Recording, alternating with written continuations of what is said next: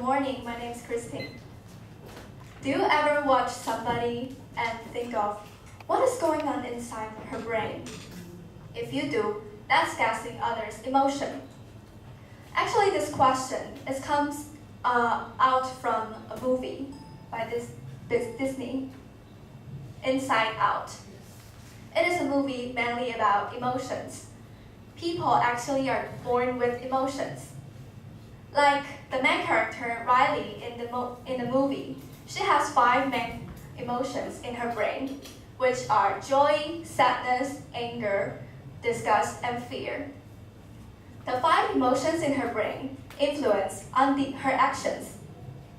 So, take an example. When she is chasing by a dog, then the emotion of fear will jump out into her mind and then impel her to run. If she doesn't have this emotion of fear, she will not know if she have to run. Also, emotions control our memories. Every night, when Riley grows up, the experience she had experienced will becomes memories. And every night, it will go to the long-term memory space. And actually, there are 5 core memories in Riley's mind, which form her personality into 2 islands. So, emotions actually influence on our actions and our memories for a great deal. In Riley's mind, the dominant emotion is joy, which means the core memories, 5 of core memories of hers, are all happy memory. And then the second one is sadness. So, stopping here, do you ever think why we have those emotions in our minds? And another question is, if we have only joy, the emotion of joy, then why we need other emotions? Because being happy is good, right? So today, I'm going to tell you why do people have emotion? What is emotion? How do emotions work? How emotions reflect our lives? And then the conclusion. First of all, what is emotion? Psychologists suggested that there are 6 basic emotions in humans' mind, which are sadness, disgust, anger, surprise, fear, and happiness.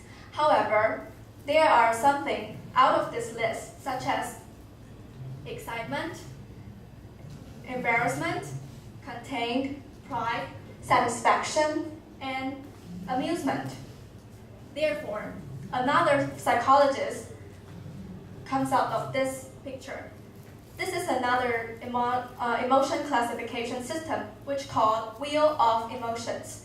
It demonstrated that all the emotions can be combined and fixed with each other to form a new emotion. So psychologists suggested that there are 8 primary emotional dimensions, which are happiness versus sadness, fear versus anger, trust versus disgust, and surprise versus anticipation. And each of them can be combined with each other. For example, happiness can combine with anticipation and create the excitement. Surprise can combine with sadness to create disapproval. So now we know what is emotions. Then we're going to how do emotions work in our brain. Actually, there is a definition from Hockenberry. An emotion is a complex psychological state that involves 3 distinct components, which are a subjective experience, a physiological response, and a behavioral expressive response. These are 2 professional terms, so I'm going to introduce in a simple way. So a subjective component is how we experience the emotion. For example, I will let the example be later. So the second one, physiological component is how our bodies react to the emotion. And expressive component is how we behave in response to the emotion. So here is the example.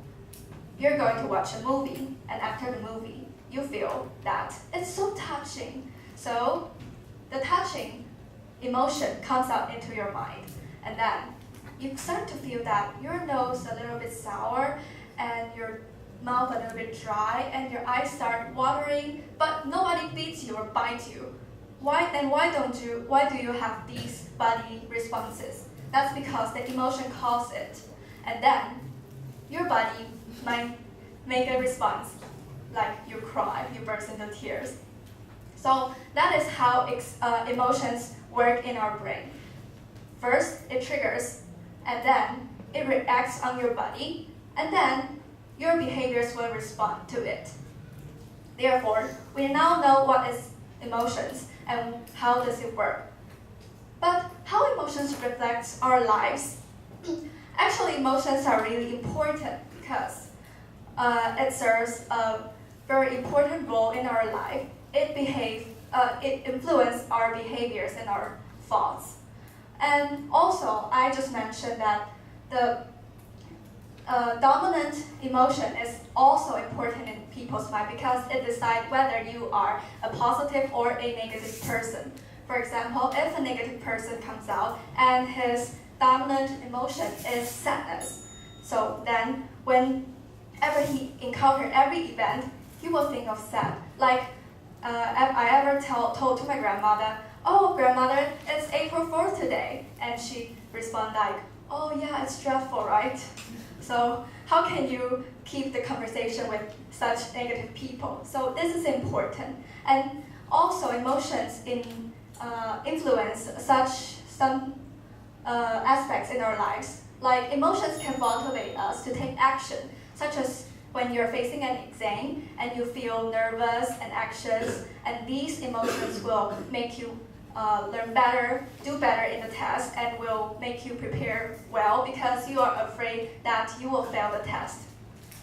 Also, emotions help us survive, thrive, and avoid danger. It is believed that humans and animals are born with emotion, even plants are, because we are going to survive. When we live out in the wild, when we confront a danger, and we have to feel the emotion of fear, then we can run out of the fear. So this is important for us to keep from danger. And then emotions allow other people to understand us, also allow us to understand others.